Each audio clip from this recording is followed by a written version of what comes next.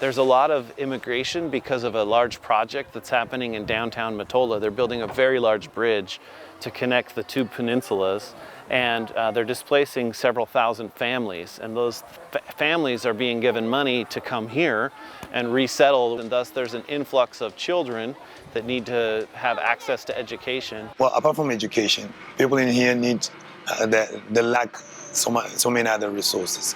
Things like security, okay, water is a major problem in here. This community is large and it's growing. There's no possibility for students to continue their education past the 10th grade. They have 12 years of school here, just like we do in the States, and so there's no 11th and 12th grade. First of all, it's tough for people in here to get schools. If they want, for example, to continue their studies from grade 10 to 12, they have to walk from here to the village, and it's 14 kilometers. It's tough because they have to pay for the bus, the transportation. Education is the key to so many more possibilities in life. The critical need was that Weber State students, faculty, staff, and alumni come and build 2 classrooms and a library to provide children with an 11th and 12th grade education. WSU partnered with other Utah donors and the nonprofit organization No Poor Among Us to provide these projects.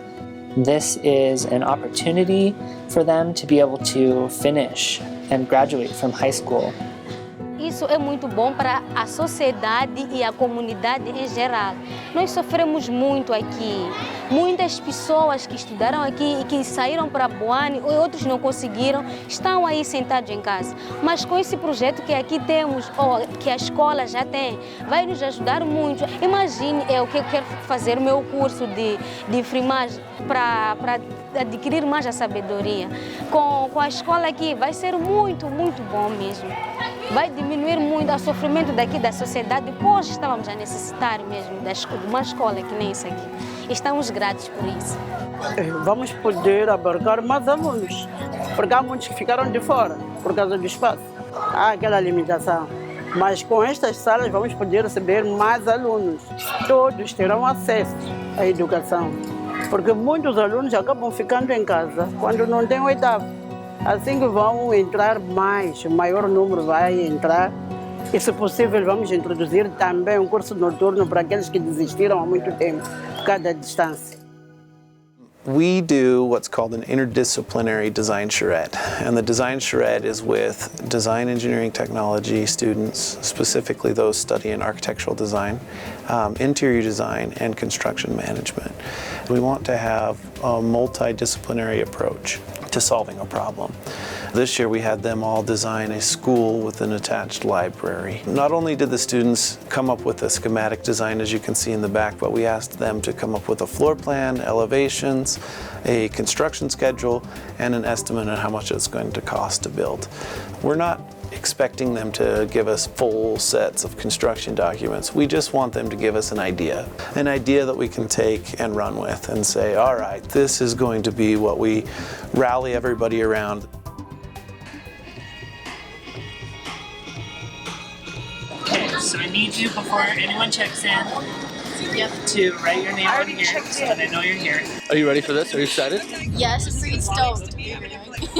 Okay, so we're about to hop on a plane to go to Atlanta, and then we'll hop on another plane, and 17 hours later we'll then arrive in Johannesburg.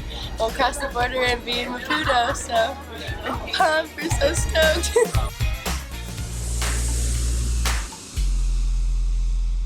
Our model when we do these community-engaged learning programs is to make sure that we're partnering with an organization that's on the ground, that's established, that we know that we come in, we help them either construct a building, we help them construct a library, a women's center, a group of classrooms, and we try and identify those individuals so that we can walk away with confidence that our project, that the work that we have done is going to continue on.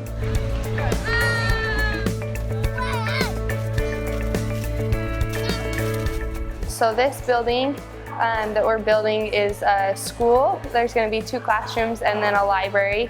They were kind of far along when we got here, and so what we've been doing lately is painting the walls and pouring concrete in the classroom floors, which has been awesome. It's kind of different than you would do in America.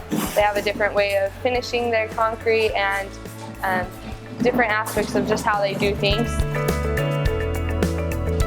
What I'd like you guys to do is I'd like you guys to start priming the outside of this building. We are painting. The outside we're priming right now, getting ready to put the main coat on the outside of the school. And it's really fun. I think painting is the funnest part of this. The biggest thing that I am noticing that we have to deal with is that the plan never survives. We show up, we have an idea what we're going to do, and then we figure out that that needs to be thrown away immediately, and then we have to do something completely different. One of the Sustainable Development Goals for the United Nations is with regard to public health, and we feel that the bathrooms that they're using here, that we can really do something to help. So some donors really stepped up last minute to be able to allow us to do this other project and give them bathrooms in which they'll be able to have better hygiene and hopefully stay much more healthy. Going up 3 meters on that side and 2.5 meters on this back side. And you take the mud and you make a big, huge pile, so it raises it up, and then you take the cinder block and you stack it on top of the mud, and that's how you build the wall. Then you take the mud and you put it in the little cracks, and then it's like glue. All right, load up! Molongos! On the bus! The other night in one of our reflections, the students were asking about the simplicity of things, meaning, why can't things be easy? We're doing some hard work out here, and transportation has been difficult, and access to tools, and we as advisors try to tell them it's not designed to be easy. I think oftentimes we place ourselves in these silos or bubbles of familiarity where we're comfortable with everything that's around us, and we don't grow as well in those types of environments. Community work is messy. There are a lot of different ways to do things, a lot of different ideologies, and for students to be placed in this labor-intensive environment where things are difficult, they learn a lot about themselves. And that's what these trips are all about. What I've found to be most refreshing about the students is how they work together, how they're a team, and as a result, a lot of good things happen. There's a lot of different personalities, a lot of different strengths here in this team, and it's been very gratifying and special to watch them all pull together, use their different strengths, and come together as a team, because it truly has been a team effort.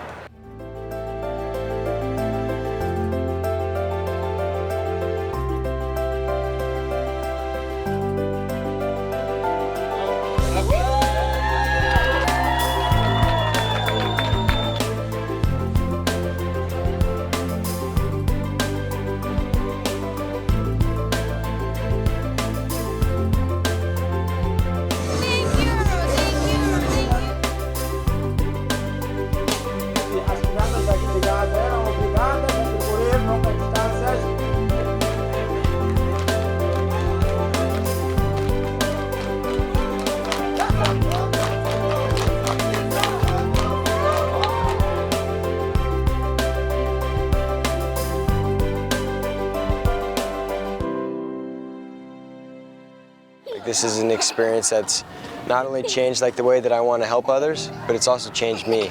It's helped me learn how to sacrifice with happiness. And that's I need that.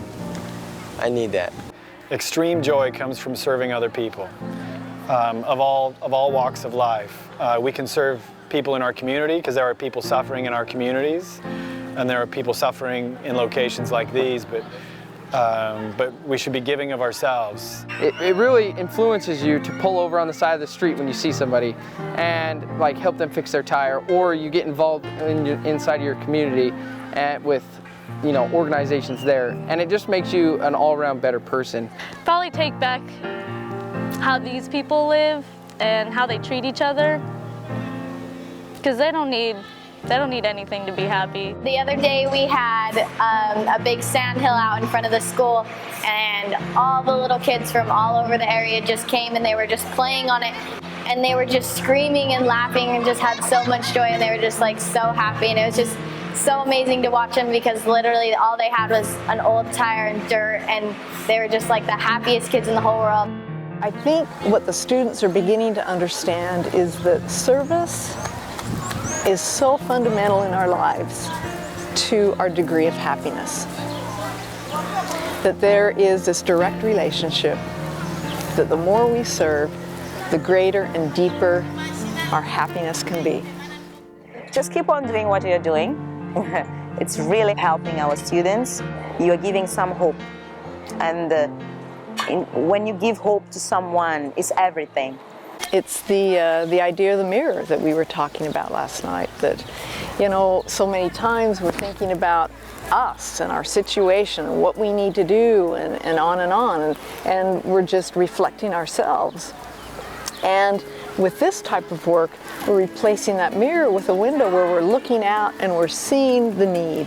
We're looking at others, we're looking at the situation and saying, how can I solve this problem? How can I make things better? And so we're trying to change a student's paradigm, trying to make them desire to be agents of change, because once that desire is there, it blossoms, it flourishes, and then they go on to impact other people in their circle of acquaintances, their family, their friends, and they get fired up about it, and it's that ripple effect. And that's how we change perceptions, that's how we change the world. It's doable.